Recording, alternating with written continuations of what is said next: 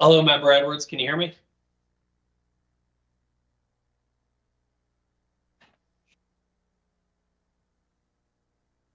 I can hear you. Can you hear me? I can. Thank you, sir. We'll get going in just one moment. Morning.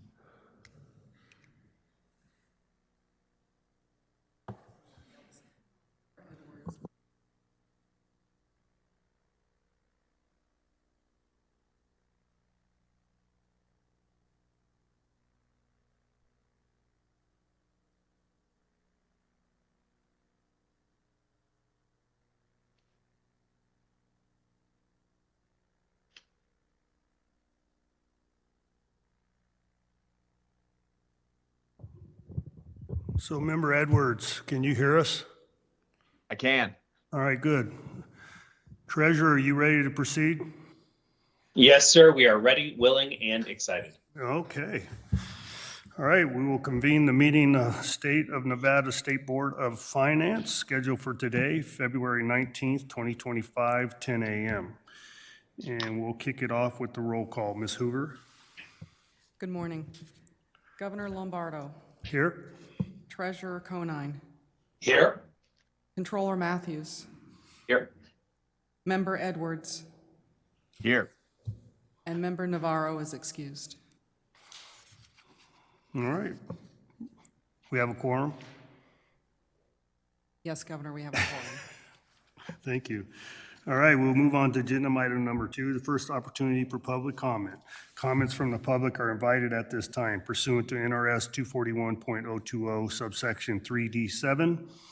The board intends to limit to 3 minutes of time for an individual to speak. No restriction will be imposed based on viewpoint. Comments will only be received on matters relevant to the board's jurisdiction. The board may discuss but is precluded from acting on items raised during the public comment that are not on the agenda. Do we have anybody there in Las Vegas for public comment? No, sir. Do we have anybody here in Carson? Anybody online? On the phone? All right, we will close first opportunity for public comment and move to agenda item number 3 for discussion and for possible action.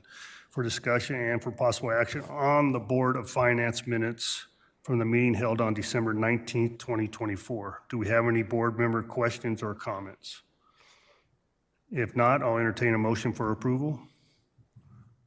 This is Andy Matthews. I will move for approval of the minutes of the December 19th, 2024 Board of Finance meeting. Do we have a second?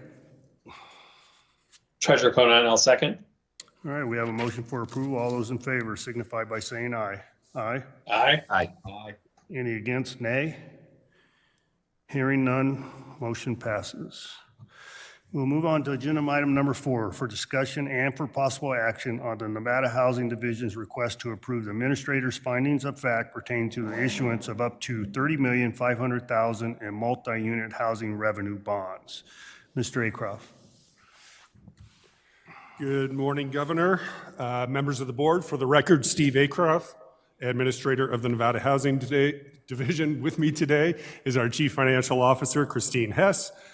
We come before you to seek the approval of the board for the findings of facts pertaining to the issuance of up to $30.5 million of NHD multi-unit housing revenue bonds for the Bruner Seniors Apartments.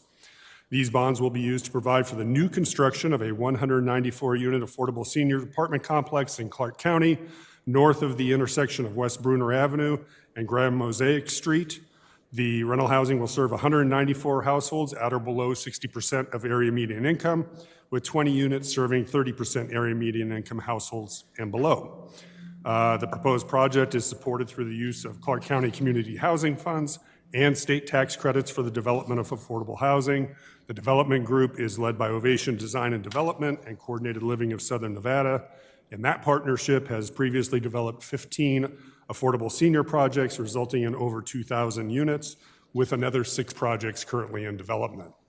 I will now turn it over to Ms. Hess to describe the financial structure of the proposal. Before we go to Ms. Hess, can you put on the record what the AMI is for each Yes. section? I didn't hear you say that. The 194 households, all will be below 60% area median income, with 20 of those units at 30% AMI and below. Thank you. Ms. Hess? Thank you. Good morning, Governor, members of the board. Christine Hess for the record.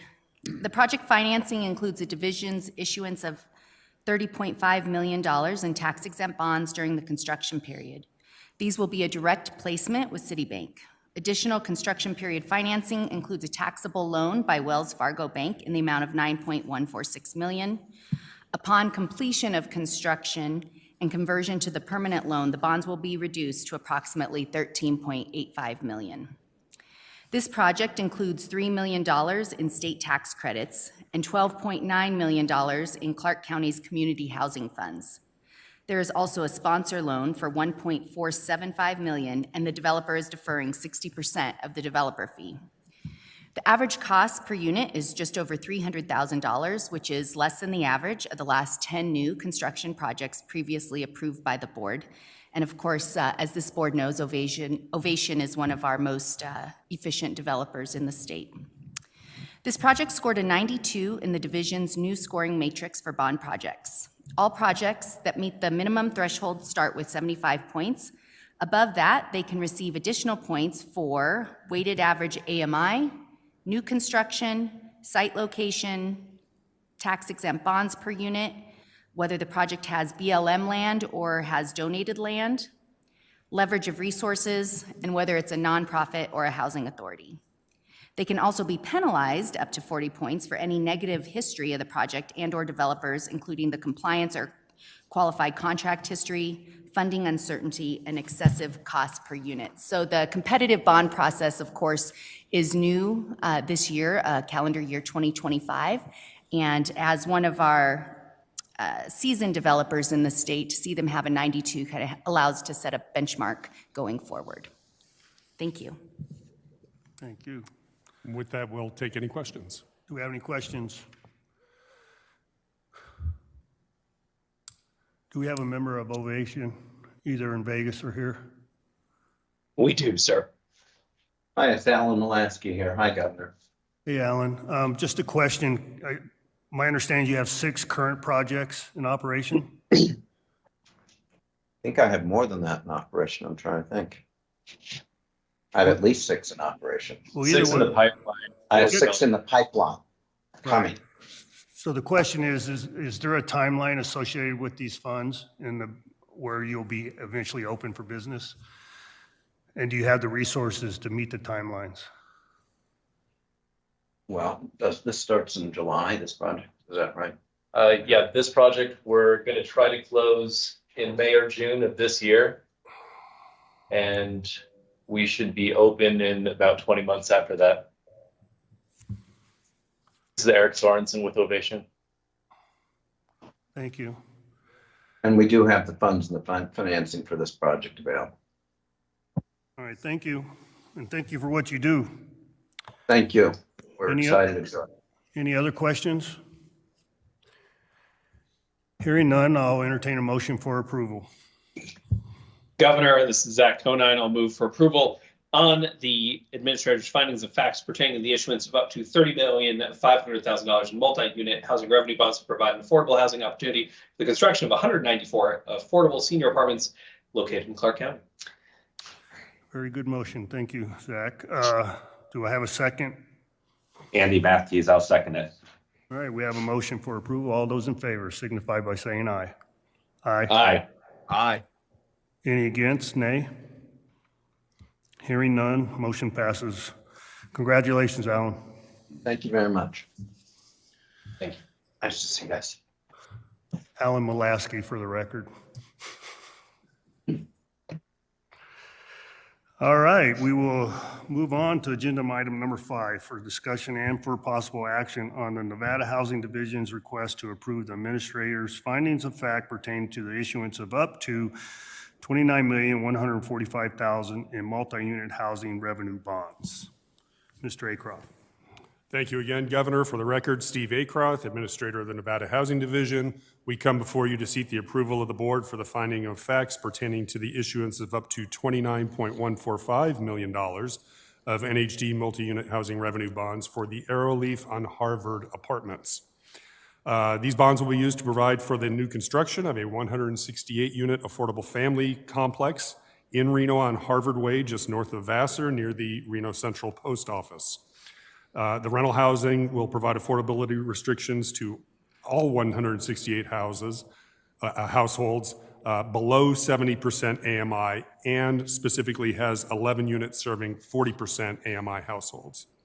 Project is located on a 5-acre site on both sides of Harvard Way and will be using both state tax credits and division-provided funding. The development group is led by PacWest Housing, and while this will be their first housing development presented to the board, they have been active in the development of affordable housing here in Northern Nevada in the past.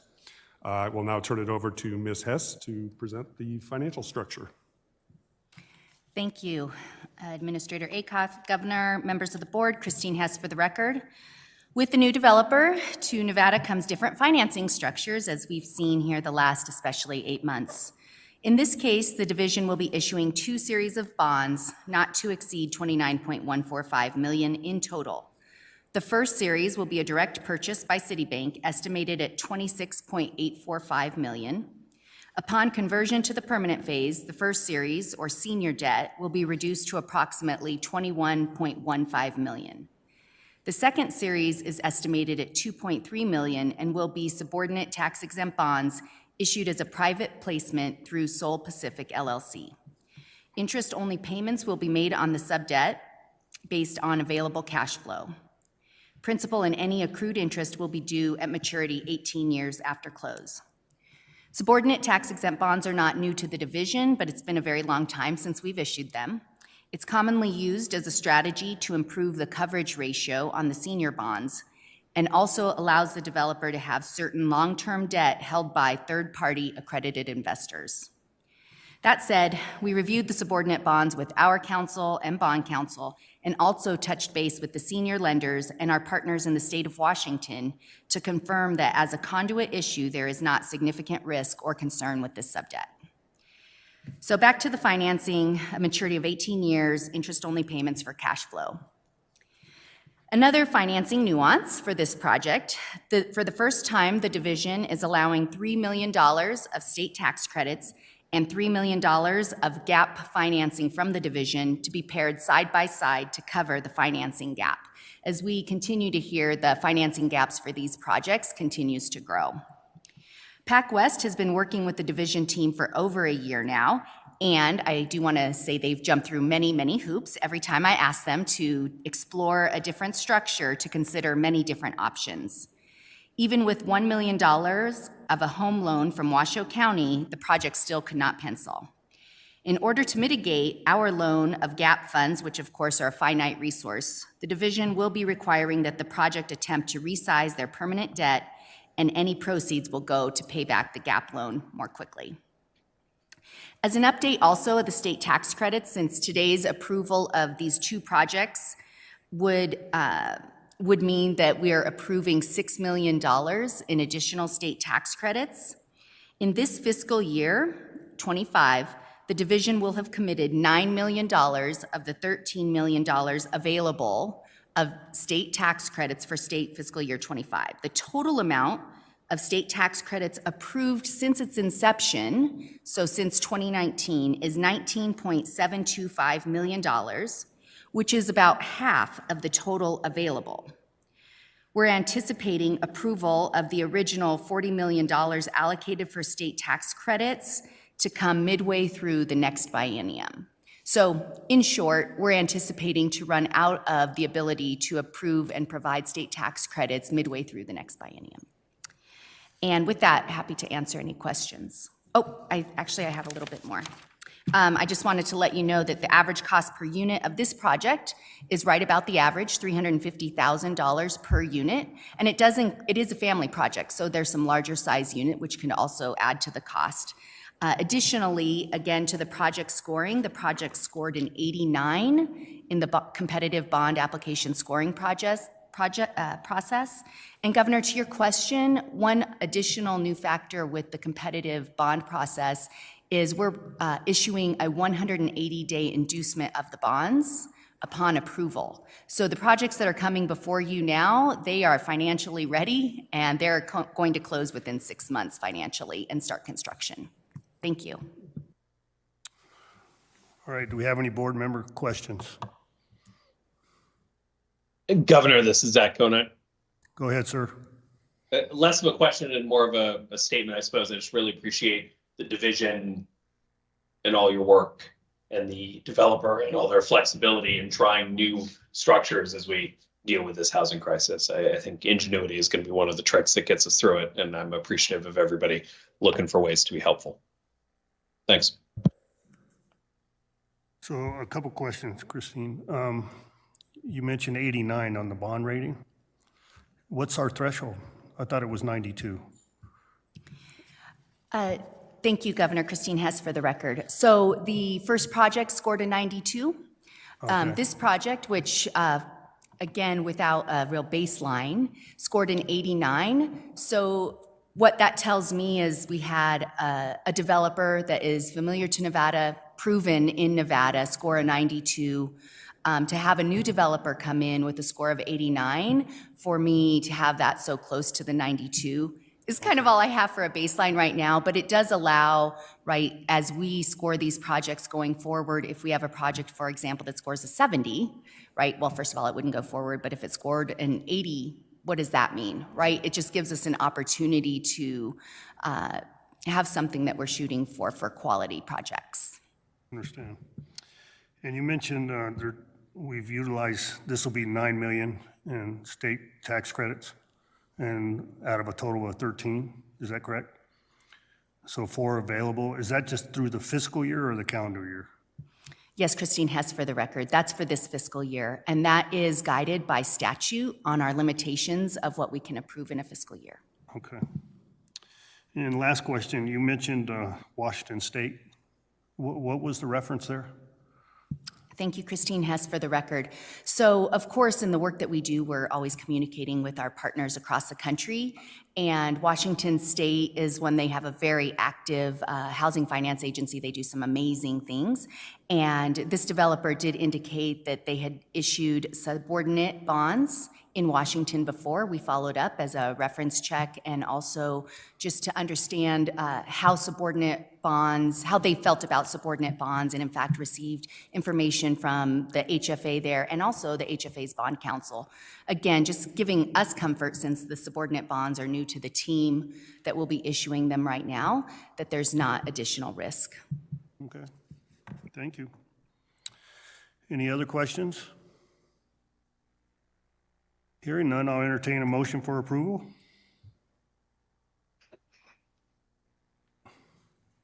Governor, this is Andy Matthews. I will move to approve the administrator's finding of fact pertaining to the issuance of up to $29.145 million in multi-unit housing revenue bonds to provide affordable housing opportunity for the construction of a 168-unit family apartment complex in Reno. All right, we have a motion. Do I have a second? I'll second the motion, Governor. All right, Zach we have a Conine. motion for approval. All those in favor signify by saying aye. Aye. Aye. Aye. Any against, nay? Hearing none, the motion passes. Congratulations. Do we have Pac West in the room there? Oh, right here. Congratulations, welcome. Don't disappoint us.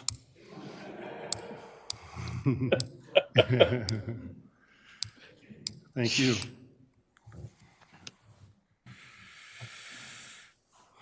All right, we'll move on to agenda item number 6, an informational item regarding the State Treasurer's quarterly investment report for the quarter ended September 30, 2024. Mr. Hale.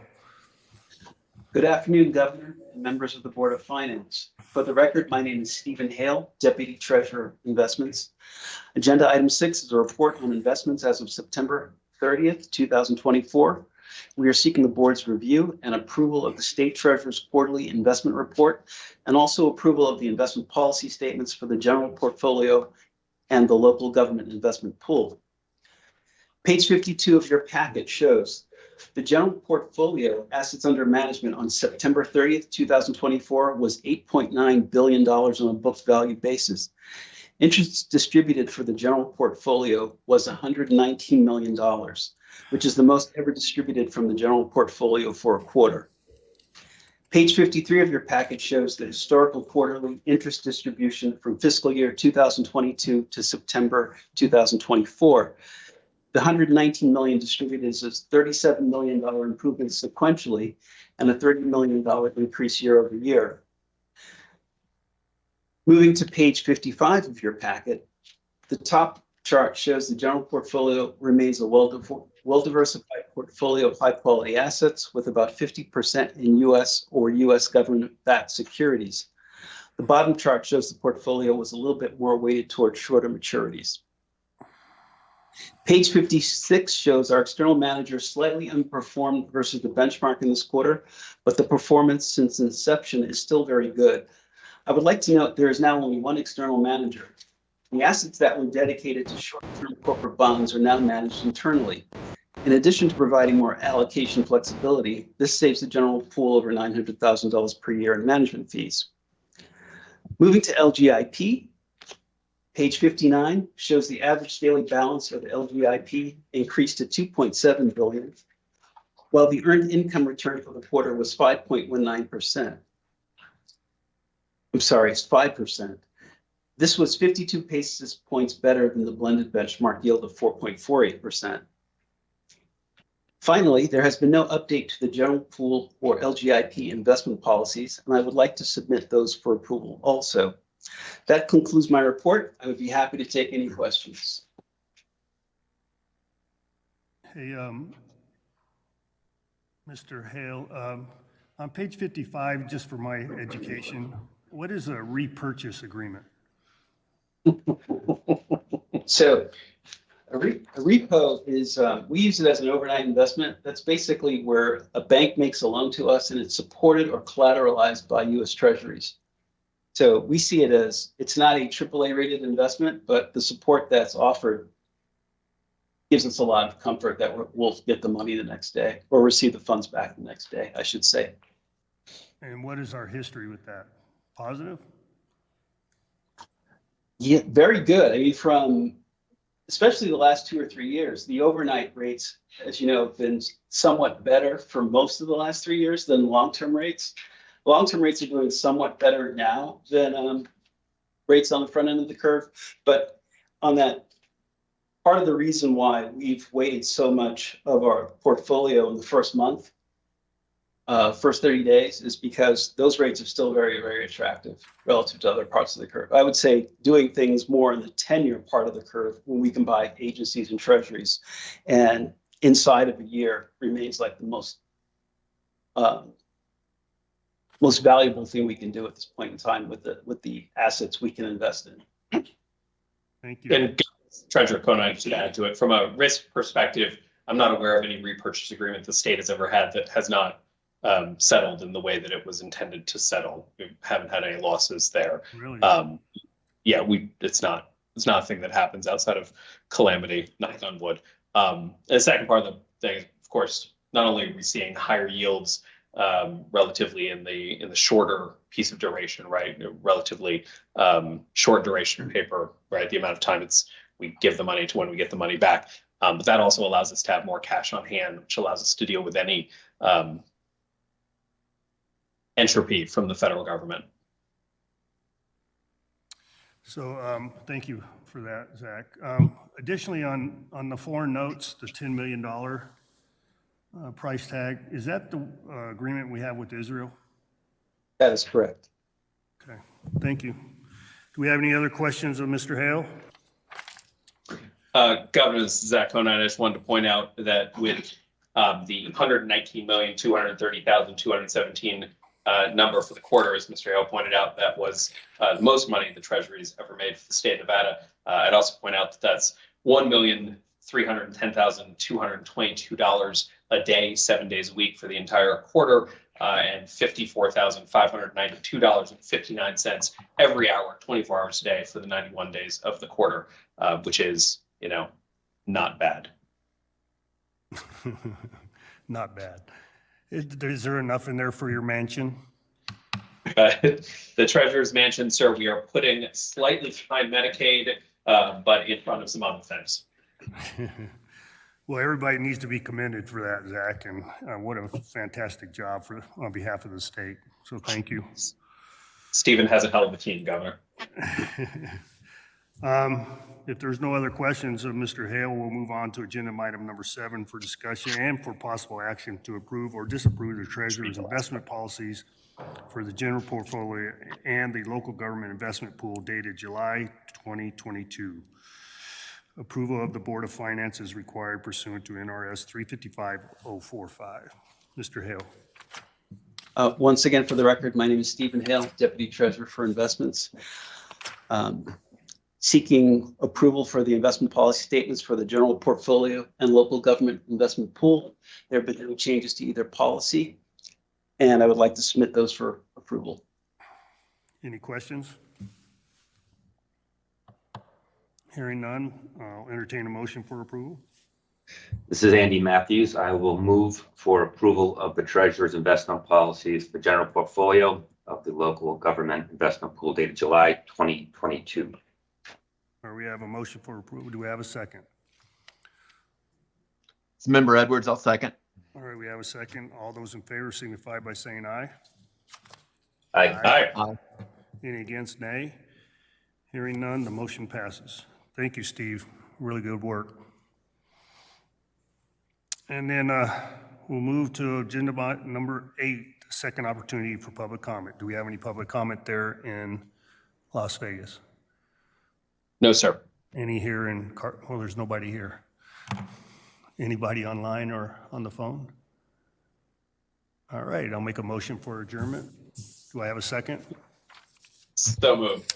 All right, all those in favor signify by saying aye. Aye. Motion passes. Thank you, everybody. Appreciate your time. Thanks, Governor.